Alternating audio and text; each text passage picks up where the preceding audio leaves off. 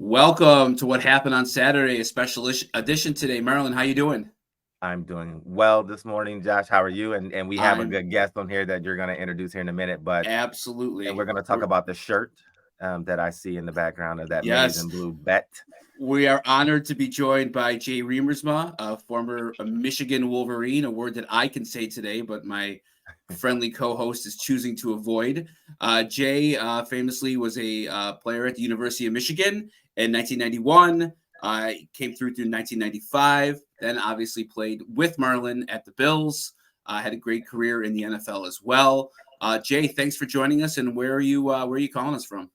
I'm calling you from Holland, Michigan. So I have no problem saying Michigan. You know, it's the I have greatest, it's no God's problem country. saying it. I'll give you as God's country. God put it there and said, "Leave it, let it go." Like don't even go there. Don't visit. I'm going to just kind of get out of the way here, guys, today. This is your show. Maybe, Jay, you could talk to us a little bit about how you ended up at Michigan and, your career there. I was reading about it this morning and the divine intervention of you getting hurt as a quarterback. Marlon also was looking to be a quarterback in college, like we've talked about. You ended up as a tight end, and just some of your memories and stories about being a Wolverine, and then we'll get more into the game, tomorrow.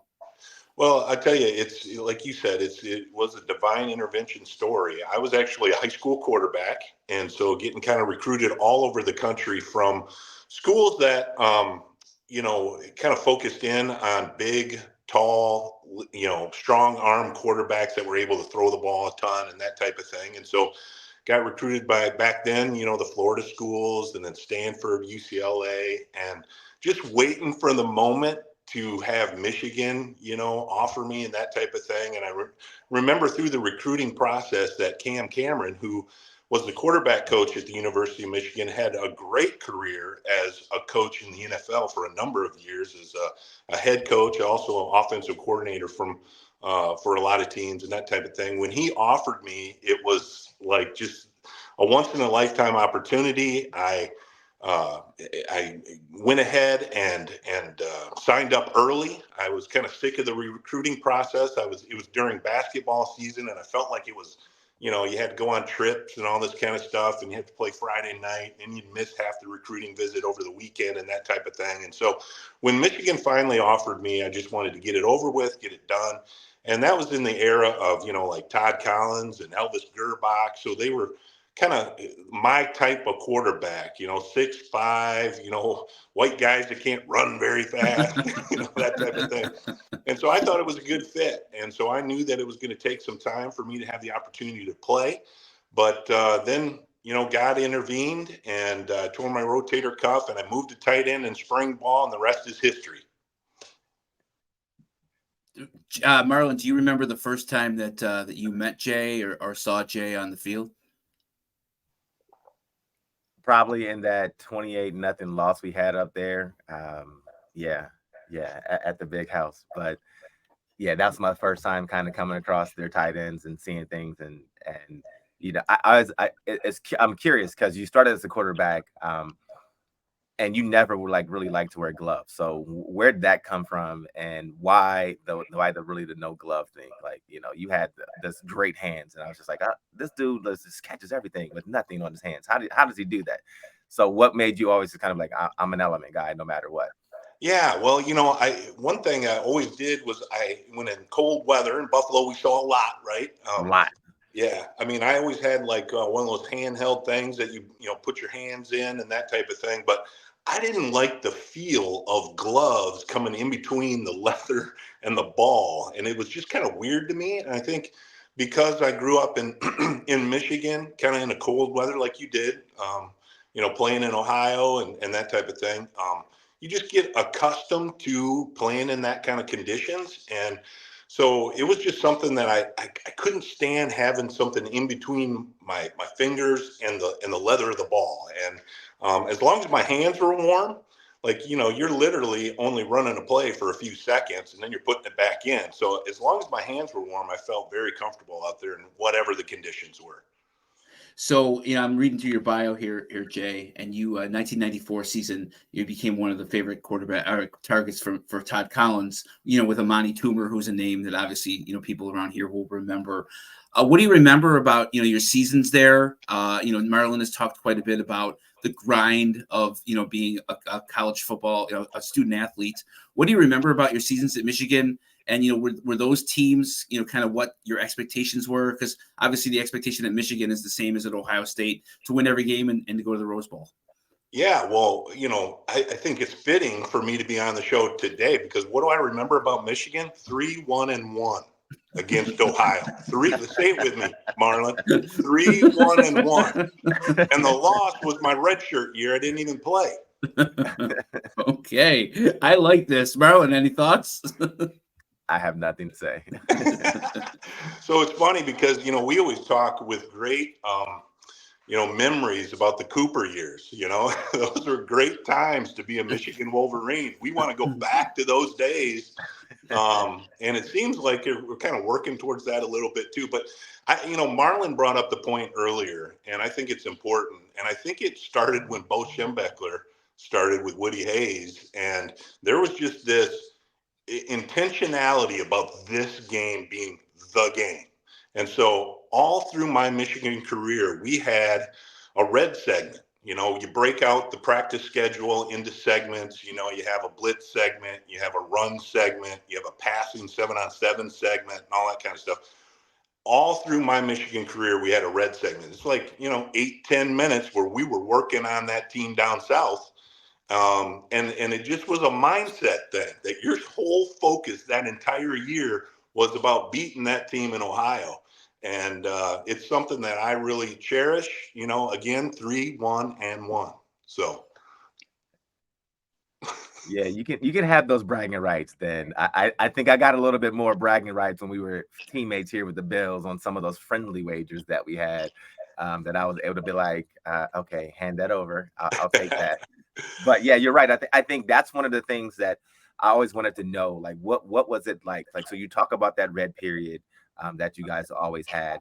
I can say I don't really recall always having a period where we always worked on that game, and that probably is a little bit the reason of why the success maybe wasn't there. Because sometimes you have a coach that maybe hasn't grown up in it, so it's kind of like, yeah, you don't understand the importance of it sometimes. But what else? Like, what are some of the things? Because like we don't say the letter M, right? Like you'll see, we'll get rid of it. We won't say. I will never say. I'll say it once. I'll never say Michigan. It's this week. It's that team up north, It right? just rolls off the tongue. Look at that, Marlon. It just rolls off the tongue. I think I'm about to be sick saying it. No. But are there any other traditions that you had as a program like that week? Like we famously have a countdown clock that we always looked at. We could go to and reset. But what are some of the things that you guys also did in spirit of this rivalry? Well, I think that, having a dedicated segment each week, now it wasn't every day, because you still had to beat, some pretty good teams in the Big Ten, but you still had to make sure that you had a focus on that game at the end of the year. I think one of the reasons that it is such a great rivalry is because half our team was from Ohio. I mean, we had True. Cincinnati Moeller, you name St. Ignatius, all these great, like almost, small college type programs that we would recruit in Ohio and bring up some of those guys like Desmond Howard, Elvis Gerbach. Right, Both right. those guys are from Ohio, right? They're Ohio kids. And so I think it's kind of like the crosstown rival here in West Michigan. I'll give you one. Holland Zeeland. For years when I was growing up, there was Holland Christian and then there was Zeeland Public. And we went to school in elementary school together. And then all of a sudden they got a little bit better. And the Christian schools went, Christian school kids went to Christian school. And I went to public school and that kind of stuff. And so there's just like, we know these kids and these families. And so there's this like animosity that's already present in the process. And then when you have Ohio and Michigan always coming down typically to a Big Ten championship, it just adds that much to it, So I think other ways that we focused in on it, I from memory, it's just that segment each week that we would dedicate to Ohio. And then when you get out there, it's all about getting comfortable. And then it just becomes okay, who's going to turn the ball over, right? And who's going to make a Right. big play? I mean, that's what it comes down to. And that's what makes this game so fun. Jay, I asked Marlon this on Wednesday. Did you hate Ohio State? Like, I mean, could you work yourself up into a lather about, maybe not being recruited by them, or choosing not to go there? Marlon told me that he didn't even consider a visit to Ann Arbor in his recruiting Not going. process. Like did it feel different when you played them the week before? Did you do a little bit more study work? Were the coaches tighter that week? Like what felt different, in preparation for the game on Saturday? Well, I think it feels different just because the intensity is just that much higher. It's elevated. It reminds me of a regular season game in the NFL to a playoff game. Everything is just elevated, amped up. It seems like people are playing quicker, faster, harder, and I don't necessarily believe that. I mean, I wasn't good enough to take a play off, so I had to work very hard on every single play. And so but it just feels that intensity is just picked up. I mean, practice from, Monday, Sunday practice, Monday practice, Tuesday practice is just amped up a little bit more because when you go out there at noon on Saturday, you got to lay it all on the line. And so I just think that the intensity level is just incredible. And that's what you see on both sides. Now, did I hate Ohio? I didn't hate Ohio. I mean, there were guys that did, though, and they were mostly from Ohio. That's the funny part. Well, I will say, I never really hated any of the players from Michigan. Yeah, so you got me to say it twice, but I definitely I was never going to play as a Columbus kid, kind of watching that rivalry. That was never a thought of me to ever consider going up there and playing for that team up north. So I get it. Like Ohio State has this tradition where we give out go pants to the team with the score on it. Did you guys have any traditions like that where there's some type of hardware, something that that kind of moralized that victory for you that season? You had an outstanding record of 3-1-1, and that tie. It's crazy because we always talk about the tie, right? Like we grew up in an era where you could just go in and be like, hey, it's a 14-14 tie. Okay, so what do we do next? You get on a bus, you go home. That's it. Game's over. So it's funny to think about ties, but was there any traditions about that? And then which one of those Michigan victories is your favorite in the rivalry that you've had with us? Yeah, I don't recall anything from a rivalry or from a specific award or anything like that. I think the game, from our perspective, if you beat Ohio, the game itself speaks for itself. I mean, it was that big of a deal.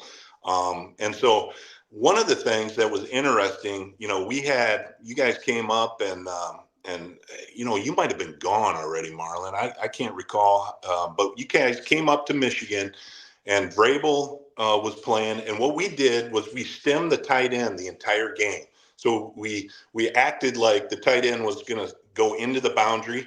The defense set the front into the boundary, and then I would act like I'm motioning over and get back up on the line, and you guys would never shift. And I remember we practiced this all week. We might have even done it all season in the red letter or in the red um, that segment, the red segment. And I remember Coach Carr saying, at halftime, man, they're going to make the adjustment. They're going to shift the defense over. And Tim Diakabatuka, I don't know if he had like close to 300 yards rushing. And I'm not kidding you. 321. I remember that 321. Yeah, I'm not kidding you, Marlon. You guys never adjusted. We were shocked at halftime. They're like, listen, they're gonna know that you're not motioning now because you're just stemming. Made it look like motion, but they're gonna make that adjustment. Vrabel's gonna get out wide, and then you can't down block him anymore, Jay. You gotta wash down the inside linebacker and that kind of stuff. And I'll be danged if you guys never adjusted. And then funny story. My kids to this day mock me about it, but I caught a drag route coming across and then turned up the sideline and literally at the 1 yard line got knocked out to kind of seal the game. And of course, Tim takes it in for a touchdown and gets all the press and that kind of stuff. And the boys look at me like, Dad, you just got boned up by a DB. Like, what's going on? But I said, hey, we got the win, 3-1-1. It was one of our 3 wins, but it's all in good fun. But that's one memory I have, and blocking Vrabel all day long, and you guys never adjusting. Yes, I stand corrected. It was 313, but over 300 yards. It was crazy. I watched the game. I was not there. I had already graduated and moved on and was my rookie season with the Bills, but with ironically the guy you mentioned, Todd Collins and Reuben Brown. We were all in that same class. But yeah, that's crazy because it always seemed like there was just we could mentally we always lost focus during that game. Like it would be tight, it would be close, and then at the end there was always a play or something that you guys made better than we did. And then of course I was a part of that famous goose egg up at the big house where we lost 28-0, and we had a chance to go on and win. And if winner goes to the Rose Bowl, Wisconsin ended up going that year, and if we win that game, we go to the Rose Bowl. We all end up being 10-1 that season. Ironically, we tied them that game, so it's just kind of crazy. I think for me, one of my memories is coming in and getting Coach Cooper's first win in 1994, which was you guys had and I forget his name. You had a receiver that was talking so much trash and kind of got on there and said, "We want to get Coach Cooper fired." that was he literally said this on TV to all the media. It's like we like beating them. We love it. We love the Cooper era. We want to get him fired. That's our main goal, is to get Coach Cooper fired. And we got one of his only 2 victories that he ever had in the series in the rivalry. So it's kind of crazy. So you make the switch. You get who tackled you? Do you remember who knocked you out at the one? Was You it know Antoine? what? That's a great question, Marlon. I've struck it from my memory. I can't believe I got blown up at the 1 yard line.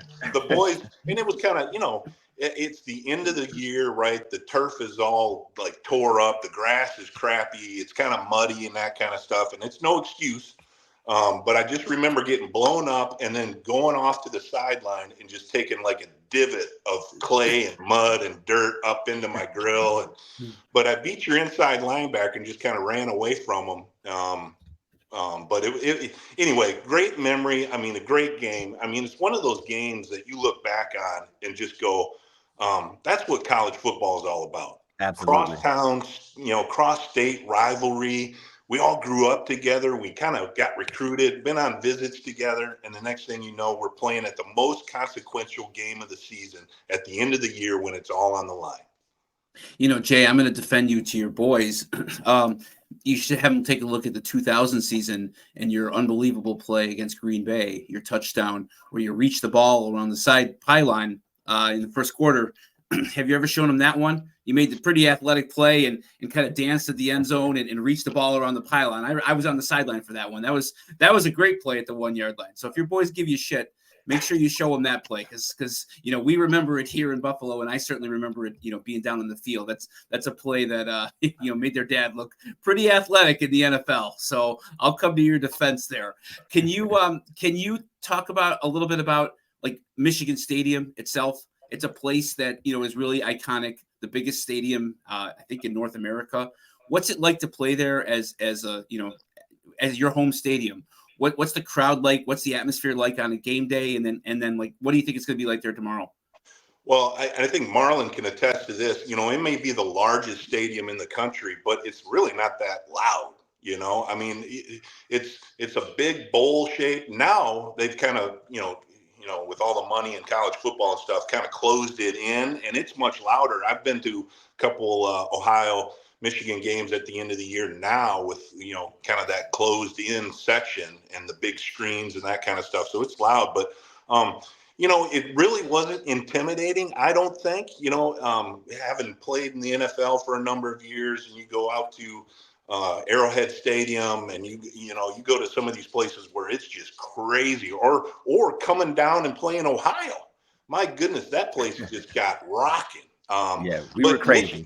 Michigan has this kind of reputation, or at least it did, of being kind of the lawyers and doctors. And so we would do tennis claps and, all this kind of stuff. It wasn't very loud. We would like try to get people amped up, but I think they all wanted to sit on their hands, and that type of thing. But it has great tradition.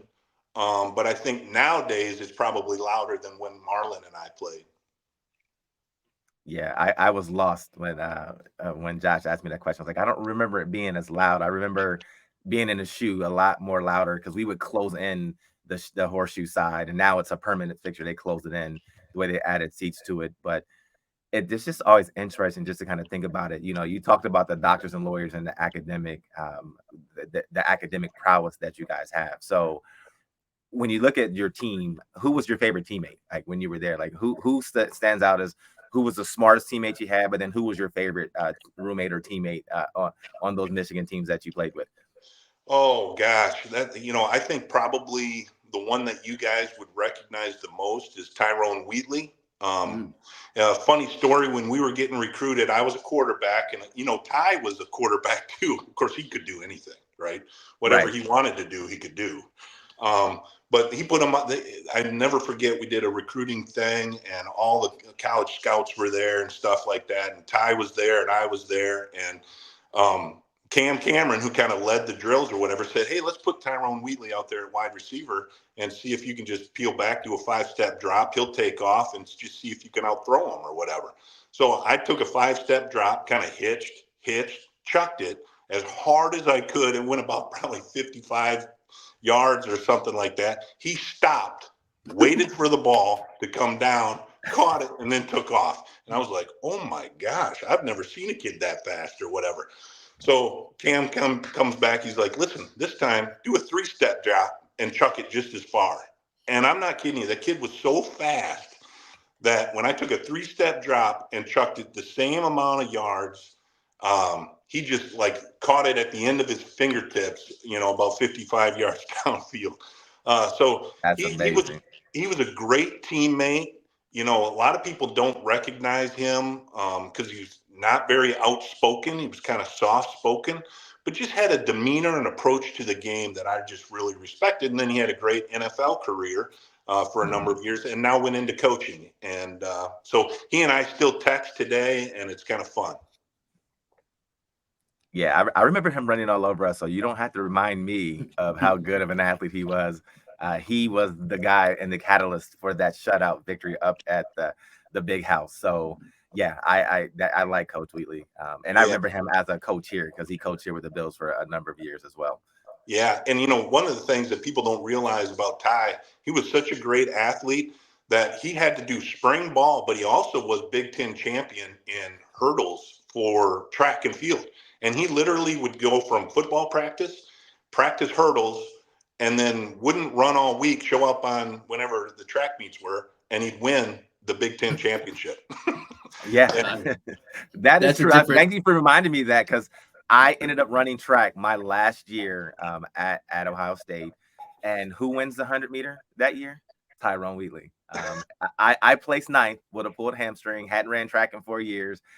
We go to, I want to say it was Illinois or somewhere, super cold. You were hoping it was warm, and it's like 45 degrees, crazy snow, almost snowing at times during that weekend. And you're like sitting there like, okay, and Tyrone Whitley comes in and runs like a 10-5 in that cold weather. And I'm like, biggest sprinter I've ever seen, and comes down and wins the Big Ten championship. I'm like, okay, this dude can do it all. Like, I can't believe how fast this guy was.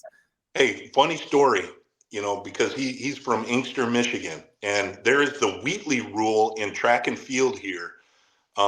They actually changed all the rules for track and field because he single-handedly won the state championship by placing first in 4 events and won the team state track and field state championship with one guy winning 4 events. And so now they have this Mitka thing that kind of is a scoring system, and it all is based on Tyrone Wheatley winning the state championship by himself. Wow, That's that's pretty unbelievable. amazing. We got about 5 more minutes here with Jay Riemersma. Jay, one thing that I learned in my time, around the NFL and around the Bills, is that how many of the guys, talk about their college days, the pride that NFL guys have in their alma maters, especially when they're playing each other. Marlon referenced it earlier about friendly wagers, that you and he would have. Maybe talk to us about how closely you still follow the team. Are you still in contact with a bunch of your former teammates? And are you and Marlon going to make a friendly wager here today? That's a great question. Certainly up to Marlon, you know. I'm always Um, down for a friendly wager, always. yeah. I would say that, we follow our alma mater a lot. We would be sitting in those Saturday evening, Marlon knows them well, right? Saturday evening team meetings, getting ready and prepared for the game on Sunday while we were playing in the NFL. And we would be following the scores. I mean, you know, Yep. we try to figure out, hey, what's the score? Who's winning? Who's doing what? Of course, the Ohio-Michigan game was already done because it was a noon start every Saturday in November. So, I just look at it like it was a great opportunity to connect with the guys that you competed against in college and then in the NFL. And it was just a connecting point. And Right.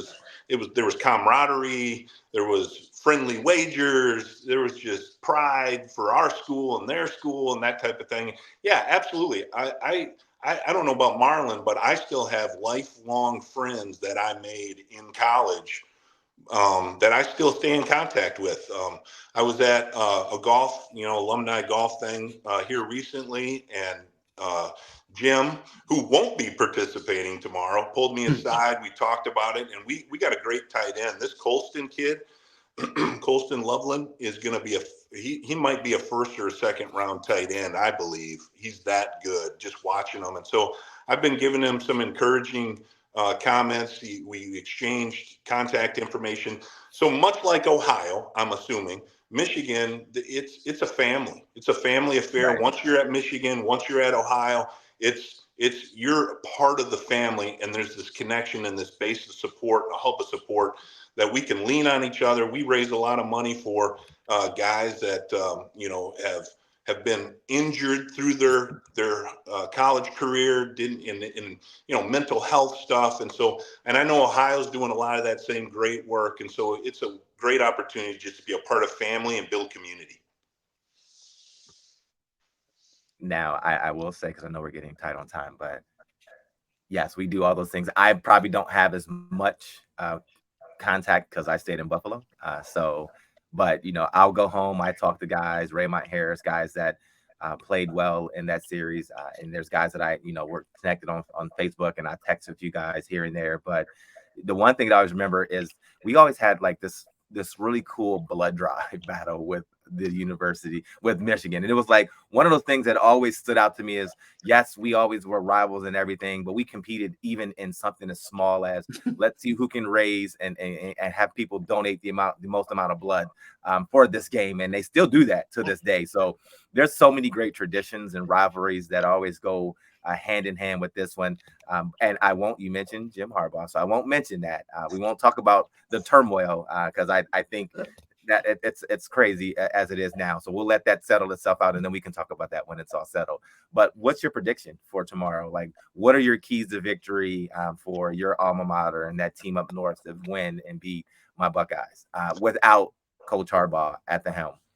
Well, I think you got to be able to establish the run, which we've been consistently been able to do all season. Obviously, turnovers are going to be a key to the game, and then JJ McCarthy playing well.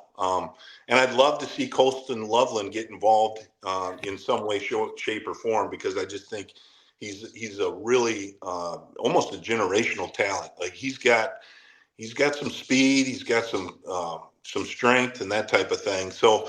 I'm and JJ really hasn't played all that well here of late. So I don't know if it's just kind of heading into the season, and such high expectations and the pressure's getting to him a little bit here towards the end of the season. I don't know. But I think those are going to be the keys if Michigan is going to pull it out. And I know this is the only struggle that I have. I think Michigan actually is the better team. That's my personal opinion. Of course, I'm a You would little say biased. that. You would say that. You would say that. Yeah. But you know how difficult it is, Marlon, to get 3 victories against that rival in a row. I mean, that's almost unprecedented, unless you're like back when I was playing, it was relatively easy. This is good stuff right here. This is good. Do you, I was actually just thinking of some terms here. JD, are you active on social media? Yeah. You think maybe a wallpaper of the winning team, Marlon? If that team up north wins, maybe you're gonna have to post up on our Twitter account a nice picture of Michigan, and Jay, you would do the same if Ohio State wins, and you would put on your Facebook or on your social media accounts. We're gonna do it on Twitter. Like, you change the profile. I'll go ahead. You can send me any picture of that team up north of your choice, and I will put it as my handle for a week. We'll go for a week because I don't think I can look at those colors that any longer in a week. Yeah. No. All right. It's on. Let's go. I remember one of those crazy things of that. Talk about that Tim Biaka-Patuka game. That was the game where I was so confident that we were going to win that game. I think I had a few bets with Henry Jones and Thomas Smith and all the guys. Like, listen, and the funny thing about those wagers is it was just a way to stay close. But everyone wanted to get on it, and I was like, straight up $100 a game. Like, that's it. Like, I'm not taking anything less than $100 a game. Yeah, I paid out so much money that game. So mad. I just went and got Chris hundreds. I just had them ready to go. Like, here. And Marlon, you got to know who you're going against. You don't go against Big Bank Hank. I don't know why I took that bet against him. And he was like, I'll take the spread. Like, nope, straight up. I don't really care. Like, winner take all. Like, it doesn't matter. You win by a point. We win. Yeah, he was like, 100. I want a Benjamin. Chris 100 Benjamin and give me my money when I see you at the facility. And I was just walking in, just handing in money, like, here, Henry, here, Thomas, here, Ken, here, Kurt Jules. So it was one of those games, just like, yeah, I never again. I'm not betting that crazy again. So yeah, those rivalries are always fun. But last question for me is, we got your keys. Is there a score prediction? What do you think? What do you think the final score is going to be?